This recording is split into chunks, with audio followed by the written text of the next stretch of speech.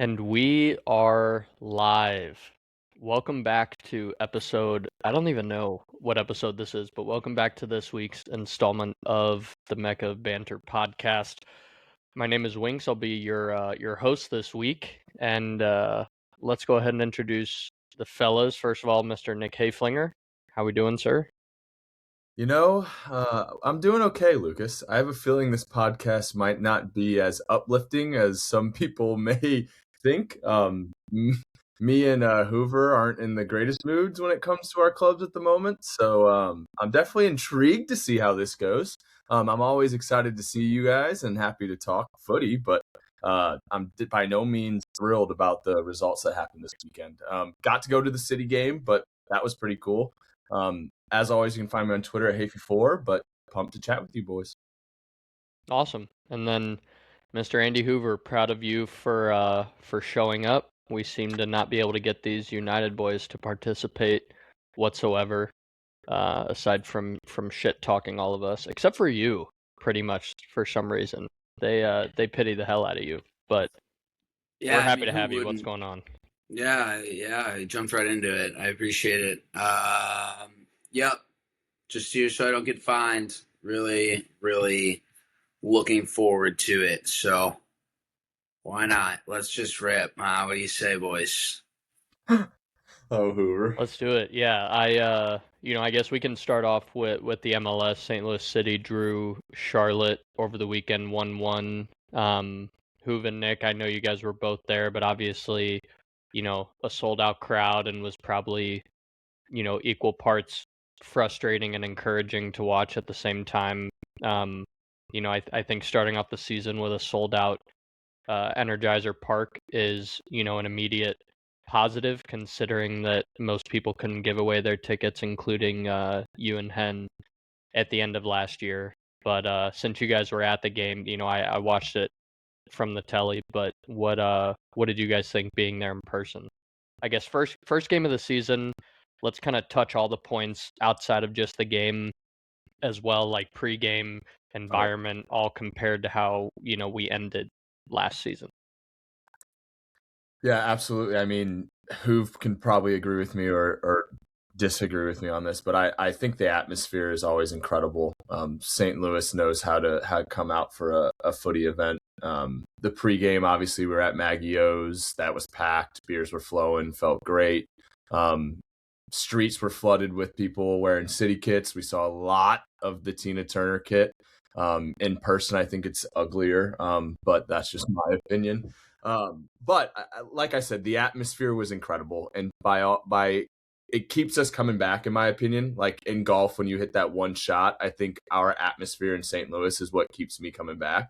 Regardless of kind of how our team's playing, I know our fans will come out and bring the atmosphere and bring the energy. So I was definitely pumped about that. Obviously, I'm going to touch on it. I don't know if you guys were expecting this. I think the prices at Energizer Park are absolutely insane to me.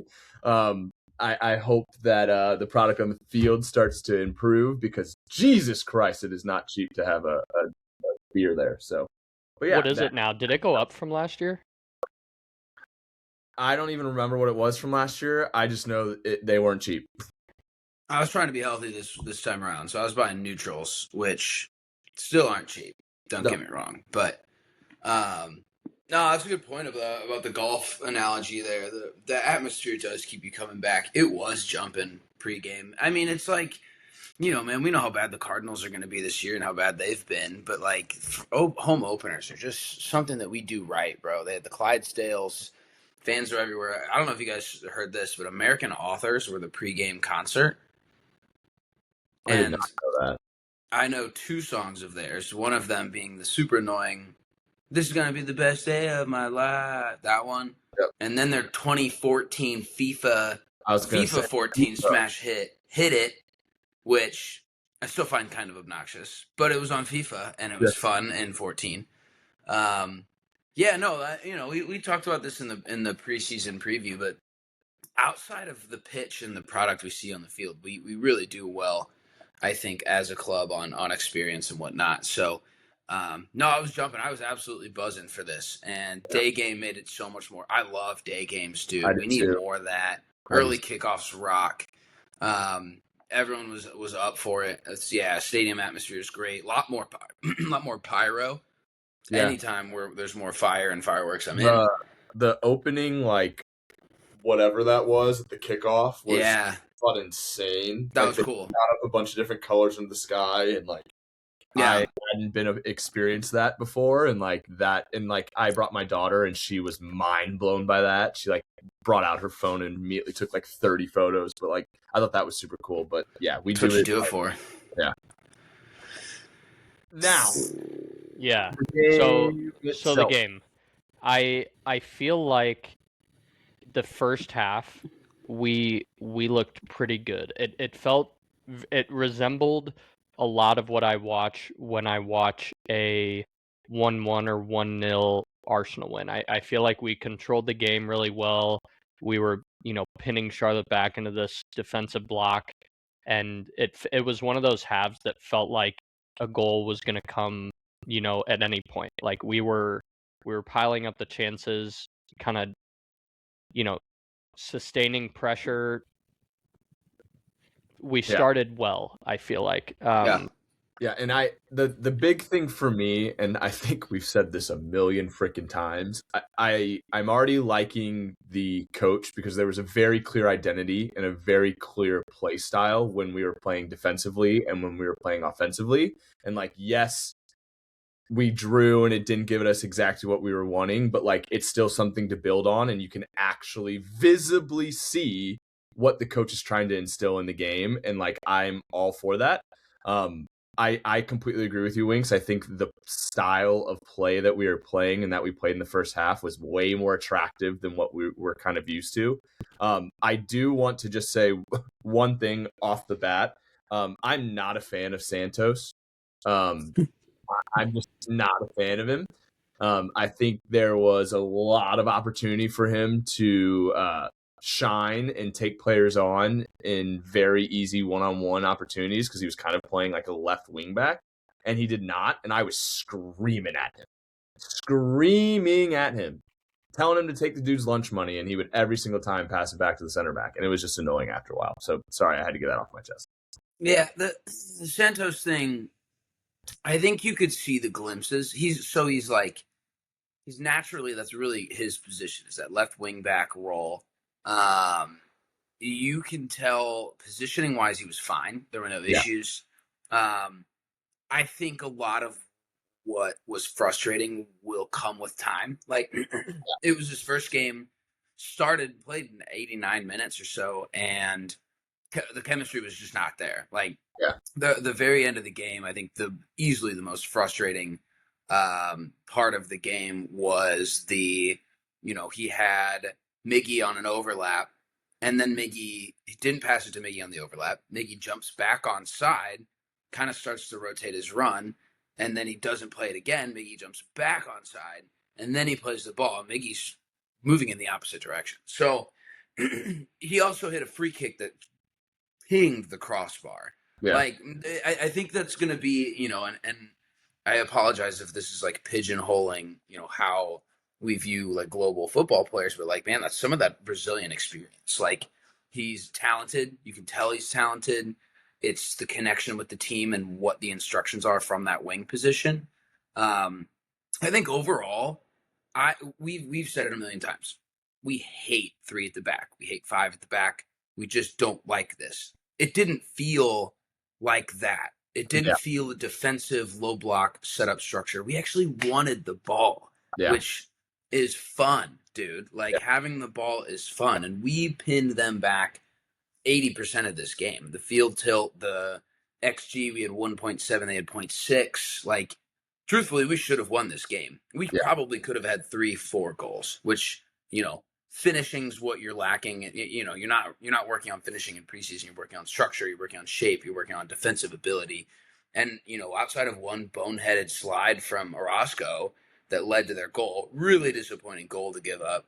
I thought we were great, which was a very, very pleasant surprise because, we had no clue what was coming in on that.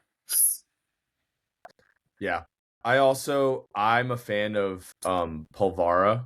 He was great. I thought he was really good, especially on the ball as well. Like I thought, obviously, a little shaky in the beginning, first game, getting used to people and their runs, but like once he kind of grew into the game, I could tell that his confidence was building, and I think moving forward, he is someone that we could trust in that back three, or like that one of those three center backs.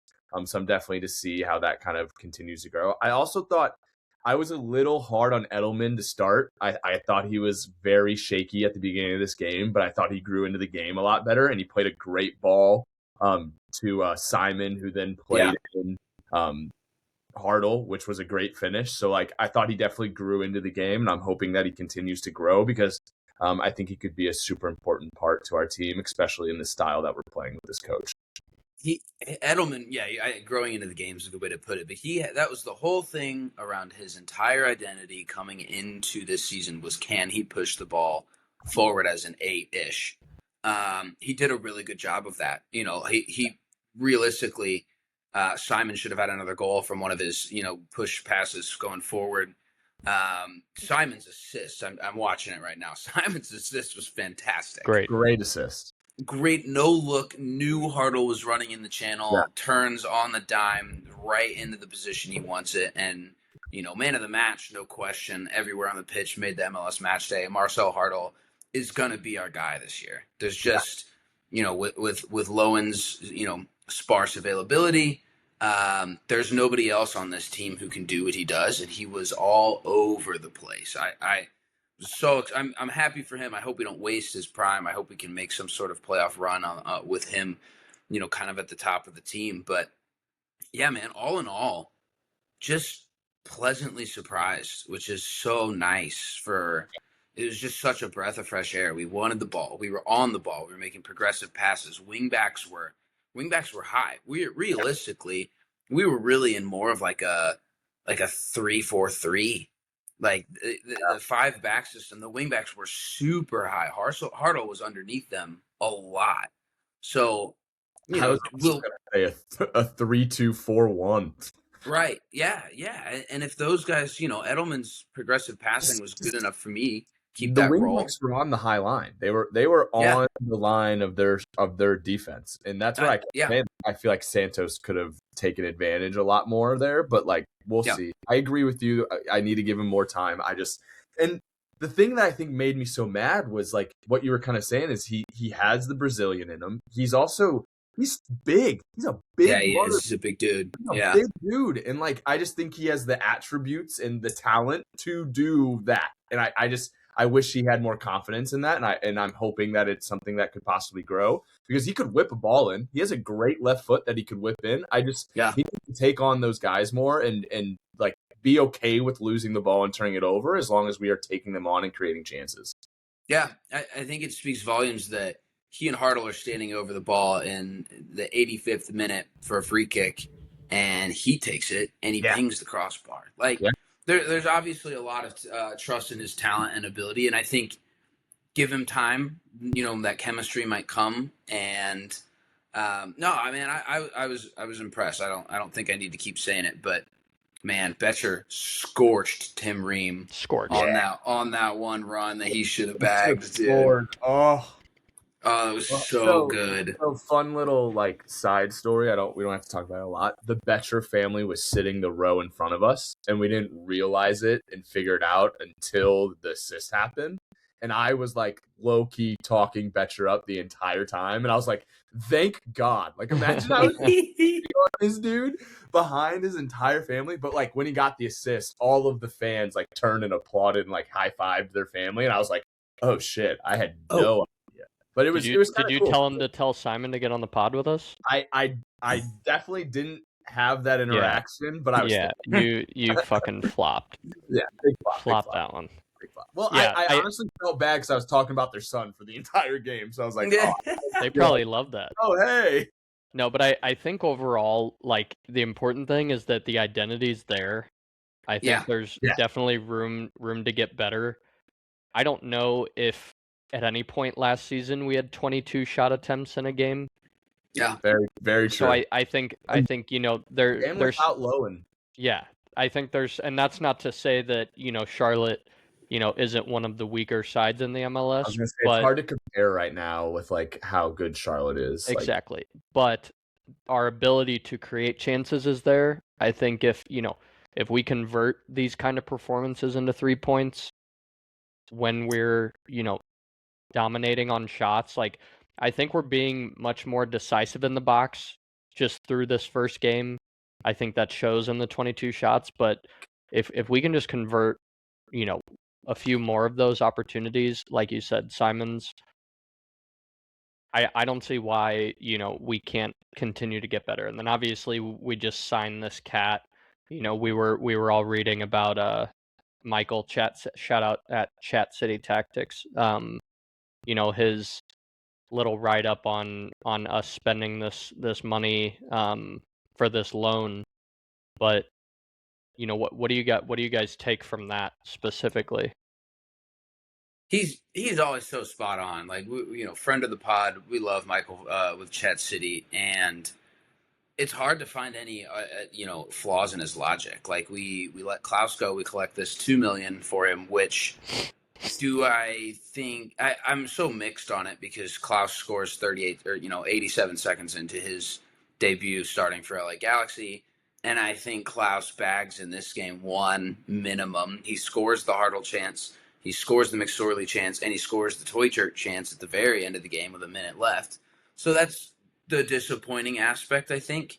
But decent business for a guy who's on his contract, wants a DP, wants the big money.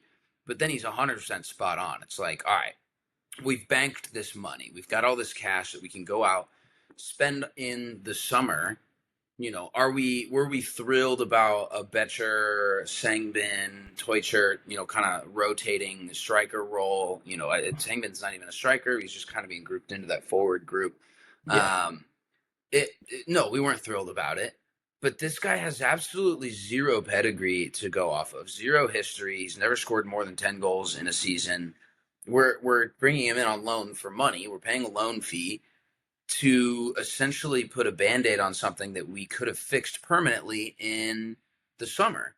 Like at that point, there's only like 14 or something games. Play the guys you've got, especially with how we just saw them play. We could have easily won that game. And that was another piece I wanted to kind of throw in on. We went for it. We did not say, you know what, 1-1, we're happy with that. They absolutely went for it. And I love that. That's what I want. If we give up a goal at the very end, that's tough dagger. That's the Steve Bruce English 4-4-2 counter, football that he plays. But man, we were so close to it. But to bring this guy in who we just don't really know much about, nor does he have a great history, spend money on it when that money could have gone to somebody else. I just don't know. I don't really know what the thought process is, because if Corey Ray's plan is to be, flexible and, aligned between everybody, this had to have been, this must have come from Johan, or I don't understand the thought process on some of it, but whatever. It's not my money at this point. Let's see if this guy can play. I think Betcher's he's going to keep his spot for the time being, and I don't think there's a reason to take him out of it until, he's proven otherwise. But weird injection of cash, in my opinion. Agreed. But, it is what it is. Like, we got another striker. I was gonna say, I'm excited it's a striker. I'm excited that there's gonna be some comp there. Sure. I think that's always needed, especially in a position that you need goals, you need results. So I'm excited for that. Obviously, I still believe, like you were saying, I still believe in Simon. I think there's something there with him, and as he continues to grow, I almost think this is better for him though, because now it's gonna light a little fire under him and almost hopefully motivate him to be what I hope and what we think he is. So I agree. I liked McSorley. I agree he should have finished that chance that he had, but I also think he was getting himself in those positions very well. I think there's something there with him. And I also think he's one of those guys where, let's say it doesn't work out in our first team, he will be a good money maker for us. I think in the future, if someone wanted to come in and buy him, I don't obviously want that, but I'm just saying that I think he's that type of player and that type of talent and potential that we could do good business with, or he could be a good player on our team. He's older than I thought he was. You know, he's 24. Oh, see, I did not know that. I thought he was in his teens. I thought he's been around forever. And I thought he was a kid this whole time. He's Oh, 24. I totally just take all of that I just said. Good luck to you, dude. Well, and that's what I'm saying. Michael said this too. He was too good for MLS too, like MLS Next Pro. He was really, really good last year in the B division. So, in my opinion, I think he was my shout for breakout player of the year. For us, that is, and it's kind of going to be a make or break season for him. Like he's going to filter in. He's not going to be that number 9, Betcher type. He's going to play in that Sangbin or Hartle role and kind of help create and push balls wide. But found himself in a great position, and man, you just got to lift that ball. You can't go low on that. You got enough time, lift it over the keeper. It was so close, but yeah, man. All in all. Not mad. Orozco was fine. One boneheaded mistake. I thought Pulvera was great. Bumgartle, you know what you're going to get with Bumgartle every week. Big, slow center back, okay at passing, great in the air, great defensively. Even Durkin. He's good in the back. He's great. Yeah, he has so much less ground to cover, so much less space that he's single-handedly responsible for. Yes. And Durkin, I think Durkin's the final shout. Durkin and Wallum were both really good. Durkin got to do what he wanted to do. With Edelman being that guy who's able to push up a little bit further, that's the role that Durkin should just stay. He surprisingly had a lot of space, and I think Durkin thrives more in a midfield with a lot of space. And I think as we continue to build in this formation, he will, I think, thrive in it. Obviously, I don't love Durkin. I'm still not fully in on him, but hey, if he continues to perform, I'm not going to complain. You root for the guys you got, man. It's about all we can do. All right. Well, successful first game, all things said, all things considered for St. Louis City. We will move on to the Premier League next, though, starting with the Arsenal. I guess I'll go. Dropping 2 points to the mighty Wolverhampton Wanderers 2-2. That was fucking brutal. And to me felt similar to the game we just talked so much about, comparing Wolves and Charlotte FC as far as not being the strongest teams, especially when we controlled the game. Though 100%. And I'm sure Charlotte will end up pretty close to that too. But the thing for me was, I had talked about it probably 2 or 3 weeks ago, and I'll be quick here, but I had talked about, when we had beaten, I think it was Sunderland 3-0, Leeds 4-0. Those were 2 games where we dominated the entire game, but we also never took our foot off the gas. And there were other games like our game against Brentford and, a few others in recently in the schedule where we'd take the lead and then we'd just kind of sit back and try and expect to control the rest of the game. And I feel like it's in those moments where we have, a few defensive lapses, not taking anything away from Bueno's goal from outside the box. That was fucking beautiful. But that second goal, our center back backs into Raya, miscommunication, bounces back out, and they finish on sort of a rebound right around the 6. Or right near the penalty spot. Nothing you can do there. But I think, if there's anything I've learned from the last 5 games, it's we slip and we make these lapses when we stop trying to score goals. I think our team does the best when we don't take our foot off the gas.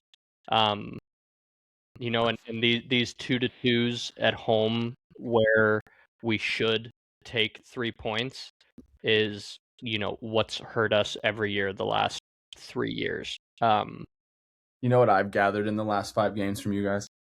What's that, buddy? Gabriel's a bitch.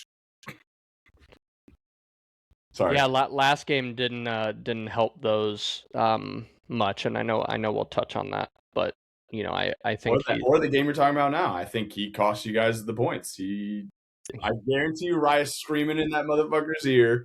And he thinks he's all. Why didn't he fall down there? Why didn't he just take a dive there? I mean, that's one of those situations where a ball's getting whipped in, and if he's already got it in his head that he's trying to head it out, Ryan, a perfect world, should It be wasn't a whipped in the ball, though. It was drooping in the air off a deflection that they had plenty of time. Gabrielle. I don't have much room to talk here, but that I'm in complete agreement. Like, brother, the ball's coming in. It's going to be a contested it ball. It should have been an easy punch out or an easy catch. And there's nobody around him. It wasn't Right. even like he was being contested. Your keeper calls you, brother, I'm putting my head down. I'm getting out of the way because I'm going to get ran over like a freight train. Dive like you know how to do. Yeah, 100%. Obviously we had a good bounce back game that we'll talk about, but frustrated with how we ended that one. But speaking of, I just say make a little note of that game. That's all I'm going to say. Yeah, I mean you could make a note about several of our games recently. I think that one's a big one. Yeah, no, I agree. But moving on to another draw, we have Chelsea and the mighty Burnley drawing 1-1. We had a little red card there too, and that'll affect the game this weekend against us, won't it? Yeah. Well, honestly, I think in a good way. I've never been a Fofana trooper, so might be beneficial for us to have him not in our starting lineup. Yeah, I mean, similar to that Arsenal game, though, extra time goal to secure the draw. Obviously, you guys were one man down, though, Nicky, but, tell me about that. Yeah, this one was frustrating, to say the least. We score early, like literally, I think in the first 4 minutes, João Pedro goal, great ball from Caicedo. Neto with a great cross. It was a great finish. I was buzzing because I had João Pedro anytime goal scorer. But we started off as I was hoping and expecting, and we came out firing. João Pedro is one of the hottest strikers in the game right now. And once we scored, I think we kind of got complacent. We thought that could almost be enough. We didn't have any crazy chances after that. And then I think the red card drastically changed the momentum of this game. And I think late we didn't have, and I hate that I keep going back to this, and you guys might make fun of me for this, but I truly think this is what it is. We're so young and we lack so much experience that I think like in the 93rd was the time that we should have like doubled down and fucking concentrated even more. And I think we lacked that. And I think we left. And it wasn't even that the goal, like he was wide open on the header, but like the free kick before, they had a guy left wide open on the header that he missed. And I'm just like, why are we not like, that is the most important time for us to be marking and like making sure we're doing our job, and we were not doing it. And I think that comes with experience. And I just don't think we have that right now in our team. Like there's no one that we can kind of look to that's really Reece James, obviously, but he gets pulled in the 89th. So like, is he on the pitch for us to like refocus us? No. I also think Liam made an interesting choice by pulling Cole once we got the red card. Obviously, I think we needed to make a sub for an attacking player to bring in a defensive person. I just think Cole is probably the only person we should have left on, because I think in situations like this, when we're down a man and we need someone to kind of just be creative moving forward and not really be like quick and simple, like I think Cole thrives, and I think we could have used him a lot to have some bit of, I don't even think offense, but some bit of pressure relief from the defense at the end when we're down a man. I think could have been super beneficial. I also think him I'm talking about Liam now. I think him being very direct in the presser after the game, I liked. Obviously, like I hope that there's actions that happen after that. You can say all you want, but hopefully there's something that happens after. He was not happy with the drop points. I don't think any Chelsea fan is. But the red card hurts us. I've never been a fan of Fofana. I think he's got a red card in him every time he steps on the pitch. And I think that definitely cost us this game. I also think our complacency after we scored the first goal and not going and trying to get another definitely hurt us here. Burnley's such a annoying team to watch. The Hannibal dude and Humphreys, those guys are just so annoying. Like they remind me of Cucurella a little bit, which is just funny to say, but like, I love Cucurella because he's on my team, but like they were just, I absolutely hated the stuff that they were going to. But yeah, that's really all I had on it. Bro, happy with the 1 point. You're spot on, bro. Pulling Cole Palmer over Pedro Neto in that moment is insane decision. Insane to me. Wild. Like your guy Cole Palmer at the very least will pick the ball up in midfield. You got 10 men, beat a guy, find some space, find a pass. Pedro Neto's a pace merchant on the wing, can't do a thing with the ball. Dude. Like that's a boneheaded move on his part, 100%. And I think Cole, the moment Cole's number got caught up, his face was like, what? And I think Cole even thought that as well, of like, why are we pulling me out of all people here? And I was that lad, really he has shocked an inability to hide his emotions, which is really I know, funny to which me. I love. I fucking love that about him. He's a goon. Yeah, he's a goon. But not pumped about a draw to Burnley by any means. And the red card hurts. Obviously, I do think it's beneficial for us going into Arsenal, and happy that Fofana will not be on the pitch. Well, we'll find out. Elsewhere around the league, Manchester City beat Newcastle 2-1, and O'Reilly brace. Obviously good for their position in the table. And then Liverpool beat Forest 1-0 in the absolute last seconds of the game with a McAllister goal in the 90+7. Some dodgy VAR in that one too. Yeah. Isn't there always? Tell me. Liver VAR. Yeah. Well, speaking of dodgy VAR, I guess actually before we get into that, we have a late joiner, Mr. Connorson Dobry. Fellas, I had the Undertaker music like ready to play with the screen black, but I didn't know if we would get copyrighted on YouTube, so I literally was like, "Sorry, fellas." I think more people would have to watch for us to get copyrighted. But alas, I had to feed Cruiser real quick, so sorry for jumping late, fellas. No, you're good, man. But moving on to the game later that day, we have the North London derby.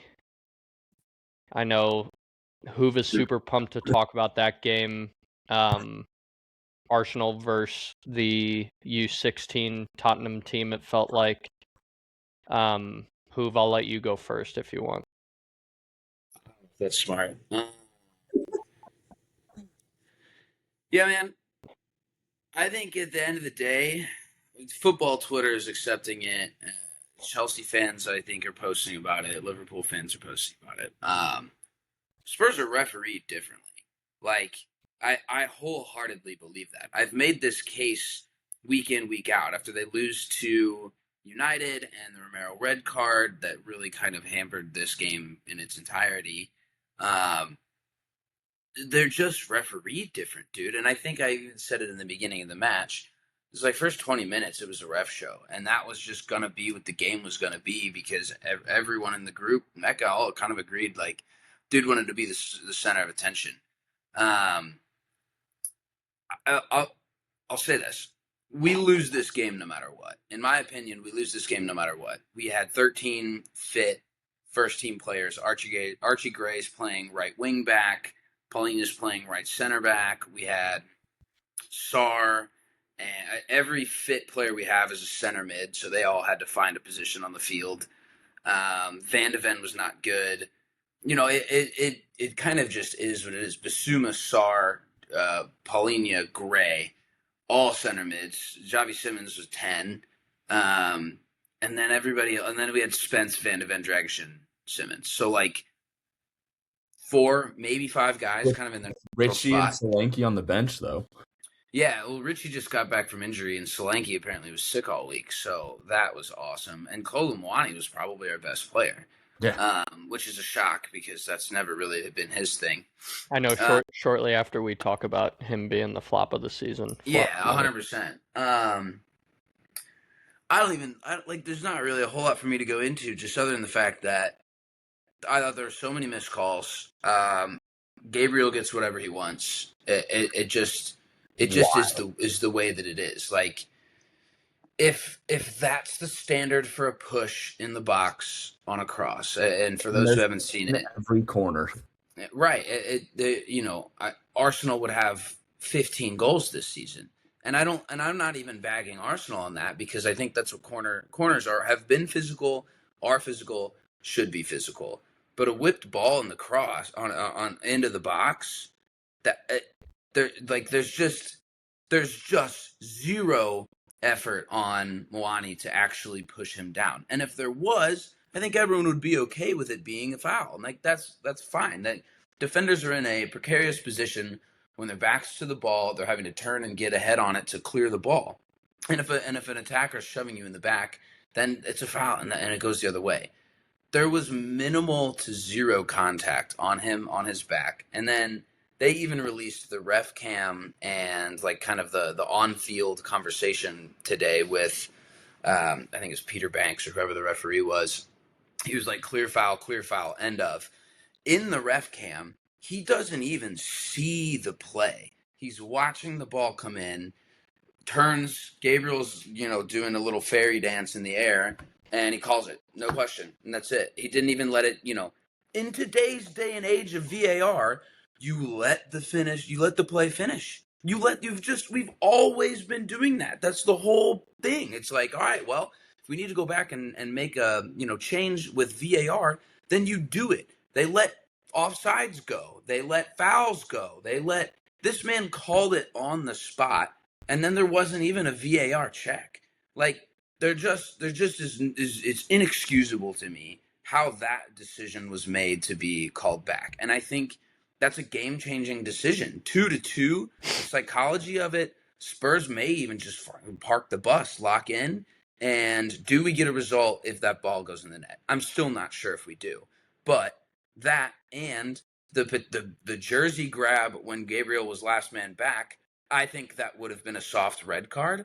But it's things that we've seen called over and over again for other teams. It's unacceptable. The lack of consistency. The lack of consistency is all that I complain about. Dude, the announcer trying to say afterwards that Gabriel sold it well, I was like, he made it look 10 times worse, like diving than it was by throwing his arms the way he did. It's just, and it's like, I asked for this consistency, but it seems that everybody else gets a lot more than me. Like I said the stat when we played United, Spurs get 4 fouls per card. Arsenal and United get 7 to 7.5 fouls per card. Like, is that because they're harder tackles? Sure, I'm sure there's a few. We've got Romero on the side, but you're telling me Saliba and Gabriel aren't playing hard, aren't leaving some on attackers after a tackle? Like, the consistency of it is unbelievable. Spurs get the absolute brunt of it. We have 13 fit players in the first place. We bring in this Game of Thrones character, as Dobes called him, to rescue the season, which apparently he's done everywhere else that he's been. It was mind-boggling. And again, none of this goes to say that we even pull a result with those 2 decisions going the way that I felt they should have gone. Like, we suck. The team sucks. Vicario is one of the worst keepers I've ever watched in my life. Spence got dog-walked on the wing. Dragishin's a muppet. Dude has no idea what he's doing in a system that's not a low-block Italian team. Like, there's shit all over the field, and it's Thomas Frank's fault. It's the ownership's fault. And no one, Romero's not to blame, or is not, blameless here. Like, captain, leader in the club, getting a red card in that game, while I think semi-soft, still stupid. And it's just a laundry list of shit that I don't know. I don't know, man. My favorite part of the entire game was Archie Gray just absolutely pinging one into the away section. We scored the goal, and he let that rip into the away fans, and that was proper Barclays. I loved everything about that. But yeah, man, we're gonna go down. Like, we're going down. We have 13 players fit. Richarlison's just now back. We've got Solanke. What is like the injury situation with anybody? Like, is anybody coming back? Like, I don't think Matters comes back this season. Solanke, for all I know, seeing a lot of early mid-March. For all I know, and then early mid-April. Leg's been amputated. The whole dude, Kudus did something nasty to his ankle. Like, I don't really know the injury situation, and that's a whole nother conversation. But this team's good enough to stay up. Like, that's the thing that pisses me off. It's like, yeah, we're having the worst injury crisis of all time. We had the worst injury crisis of all time last year and the year before that. That's a problem. But all of those teams did fine. The team last year won a friggin' European title. So there's just talent in the squad. No one was good, but I mean, you get 10 days with an interim to figure out a system, and there was a system, but you're also going against league leaders Arsenal and your biggest rivals. It just didn't feel like anyone got up for it either. Like, I mean, laundry list, dude, laundry list. Yeah, I think No, hold on. The fact that Eze has 5 goals against Spurs out of his total 6 in the season is honestly just disrespectful. That's bullshit. This guy lost his spot on the English World Cup squad. He's not going to the States for the World Cup. He's had a terrible season, but he just shows up to beat Spurs after Thomas Frank said, "Who's Eze?" Bro, it's like not That even guy that too. needs to go to the The head. ball just like I'm found sorry. his feet. Like it's not even Yeah. did anything. It just landed at his feet. Bro, I was telling Wings before this pod, his reaction, he even was like, "Oh my god, I can't believe I just scored another He goal." did it last time too, bro. Ridiculous. yeah, it's that's what I was gonna start it out with. I'm sure Thomas is sitting on his couch watching that game, finally realizing who that guy is. Oh no, he was in the away section, dude. He was with your fans. There you go. He was, yeah. I thought I saw him with those guys with his little Arsenal water cup. That's who Archie was pinging the ball at. He was waving the Gooner flag. Yeah. Yeah. It to me, I agree that Gabriel penalty shouldn't have gone through. I hate seeing that and complain when any other players in the league flop like that. So I'm not here to, defend that. However, I think kind of like our last game against Wolves, like looking at it on paper, like we should have won, but I think that's the crazy thing about these derbies every single time is, it's although you may have felt like it was handed to us pre-game, these kind of games never get handed to anybody, even if you guys are down that many guys. And like you said, had that penalty not been called and it's 2-2, that's a complete momentum shift. And, it's like in hockey or in college football or whatever, when one team, even if on paper one team is that much better, these derby games, these, arch rival games, they're usually always close regardless. I'm just glad that we bounced back the way we did after that draw to Wolves. And this was something too, I just talked about it with the last game, and Dobes, I know you weren't here, but we scored and we never took our foot off the gas in this game, and we put 4 in. I also think, JP told me, and I agree with him, I think that we do better when we don't take Gyökeres off at all in the game. I think if you look at our, history of recent games in the last 2 or 3 months, we continue to score goals throughout the game when we keep Gyökeres on the entire time. That's not to say that's like completely his, doing. It's just, something we noticed, but he's playing really well. And again, when we get him the ball before defenses have time to set up their low block, he's successful in those moments. But always happy to batter Spurs, any chance we get, and kind of zooming out at the rest of the season, these titles are won via the games that we're supposed to win. And although we didn't do that against Wolves, obviously handling business, against Tottenham was important. And I think it was a good statement win because we didn't really play with any sympathy just because you guys are fighting relegation or whatever. But, we look stable, we look composed, except for the one should have been 2 defensive, mislaps. But, we just need to keep that consistency and keeping the pedal down, after we take the lead. But alas, well, since we have Mr. Dobes here, I guess we can let you rant about United for a minute.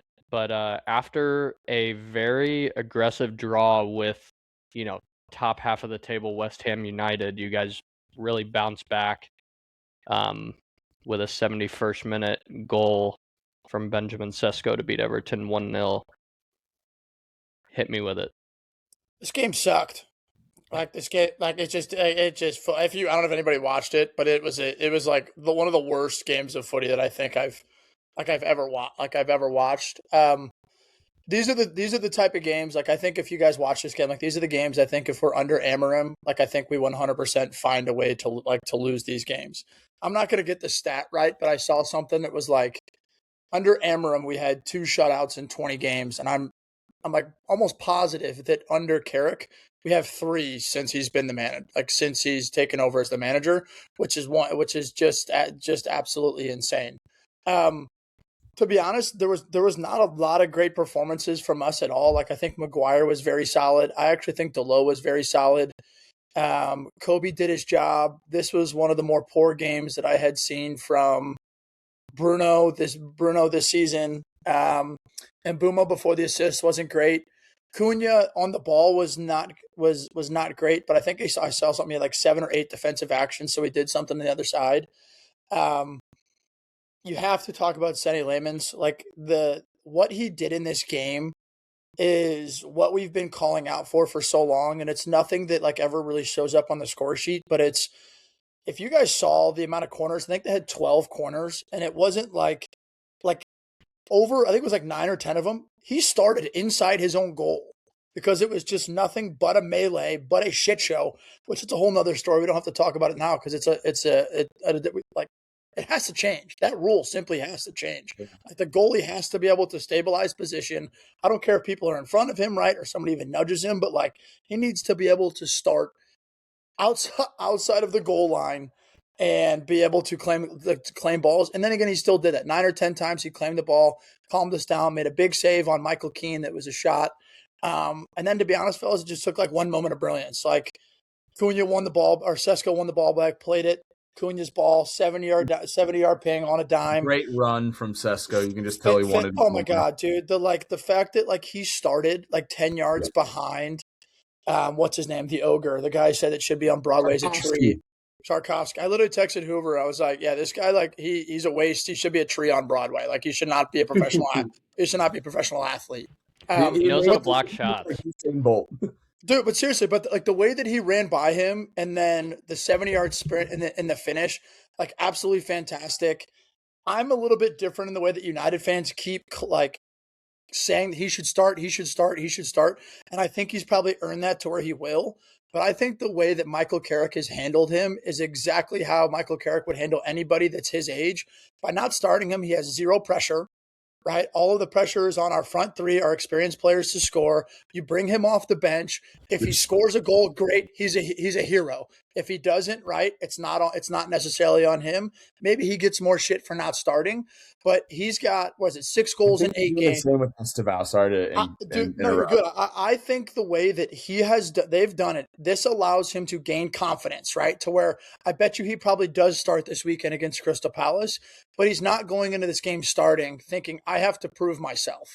He's shown himself since in the start of 2026. Confidence from those goals and those substitutions. Dude, 100%. It's like, and to be fair, his attitude was also like, and I'm going to paraphrase, but it was something along the lines of, doesn't matter if I start or when I come in, my job is to make an impact, right? And that's exactly what he's done. So you take the points and run. It's like, just like Wink says, it's like the games that are tough or difficult, you find a way to win is massive, right? It's like we climbed back ahead of Liverpool and Chelsea in the table, which is massive. Mm-hmm. We're now only 3 points behind Villa, which in my opinion, like we said it from the beginning of the season, us not playing 3 times a week is a massive advantage. We're going to the business end of the season. Villa's still in European competition. What are we supposed to do? Like say no? Can we please play Wednesdays? Like what do you like? What, like can we please play Wednesdays? But like Villa's going into the business end of the season was still playing midweek. So like we are 3 points off Aston Villa to where it's like we're like in my opinion like I'm looking ahead at Villa, right? It's like obviously Chelsea. I know Chelsea and Liverpool are there, but 4th and 5th are both going to get Champions League spots, right? So if we can just slowly still keep putting together games against these teams that have to play midweek and play multiple times. It's just keep continuously building on momentum, right? To where it hasn't been pretty every single time, but at the same time, like Michael Carrick, he's undefeated as a Manchester United manager. He's never lost. Like back to his last stick. Does he get the job? It's all about where we finish, I think, in my opinion. Yeah. Like it's all about where we finish. Third, do you think he gets the job? Yeah, 100%. Okay. 100%. You think he deserves? Are you happy with that? I think that he has a demeanor about him right now to where it's like he knows the It's a club. lot different than Ollie. Like, I feel like you guys were very much vibes with Ollie, and I feel like with him, he's a lot more like It's professional. interesting. It's like I saw Rio did an interview today talking about him in the dressing room, to where it was Steve Housen, who does his podcast with, asked him, was like, where did you sit next to, or what did Carrick sit next to in the locker room with you? And he was like, right next to me. And Steve was like, did he ever talk? Did he ever say anything? And Rio was like, not a word. And then he got on the pitch, and you just like, he was magic, right? To where it's like, that's exactly the type of demeanor he has, to where it's, he says the right things, does the right things, and the results are there to prove it. We got a game in hand on Arsenal. They got a tough schedule remaining. You know what I mean? Like, I could see them losing 6, 7, 8 points potentially. Like, I'm just saying, fellas, I'm looking up the table. You guys can all look down. I'm looking straight up. Jesus Christ, dude. You never know. You're going to tell me right now that you're confident that Arsenal might not drop 7, 8 points? No, I'm not. That's assuming you guys also win That's out. what I was saying. Brother, you guys we might not lose till 2027. like no. I'm so glad you got to join. In all serious though, like my eye is now on third place, and I think, like, if you were to ask me, it's funny. I texted Hoover this before that Europa League final last year. We were going back and forth, like, the winning team is like set for the future, and the losing team is fucked. And like, here we are with like a chance to fit opposite, the exact opposite, to where, like, biggest thing for us in our future though, like, genuinely, is Champions League. I don't give a shit if it's third, fourth, or fifth. Finish in one of those spots and move on, right? Get to next season, and this season would be a victory, in my opinion. I agree. All right. Well, I think we're gonna leave it at that, guys. We had some good Champions League games today. Bodo Glint. Crazy. Moving Unreal. on. Serie A joke. Hey, they said we were walking with the easiest schedule to a Europa League. You just forget that Spurs are still in the Champions League too. Like, that's insane. Yeah, we're not even playing the knockout rounds right now, bro. We went straight through. We had 12 days off. Love it. You guys needed it. And then Leverkusen go through on goal differential. Madrid absolutely mop Club Brugge 4-1. And then Newcastle move on after a win against Karabag 3-2. Tomorrow we have some interesting ones as well. Dortmund with only a 2-goal advantage on Atalanta. Galatasaray should move on past Juventus. This PSG Monaco game tomorrow is going to be good too. It'll be really good. 3-2 on aggregate in PSG's favor right now, and then same for Madrid Benfica. I think we're all Benfica fans tomorrow. Madrid currently up 1-0 on aggregate. So, is there a plan in place if Spurs win the Champions League and go down? Yeah, what happens there? You'd be traveling to freaking Wrexham, and then the next week be playing Real Madrid in the Bernabeu, dude. Crazier things have happened. But I don't know if there is. Yeah, you're right. That's pretty insane. I think you guys winning a European trophy last year might have been the most recent craziest thing that's happened. Wild. One more than you guys. Fair play. Cinema. But with that being said, thank you guys for tuning in. Make sure to follow us on our socials: TikTok, Instagram, Twitter, for more St. Louis City content, Premier League, Champions League, whatever league any of our teams are playing in next season. We'll be back next week with more stuff. Hopefully, City get a win this weekend as well. But we appreciate you guys. I might relegate myself from this podcast if we go down, bro. That would be ridiculous. I think it'd be cool because we get a little bit of a championship corner. Yeah. Yeah. What do you guys want to know, dude? I watched the championship all day today, too. Wild. But, all right. Well, thank you guys. Cheers, lads. Well done. Cheers. It was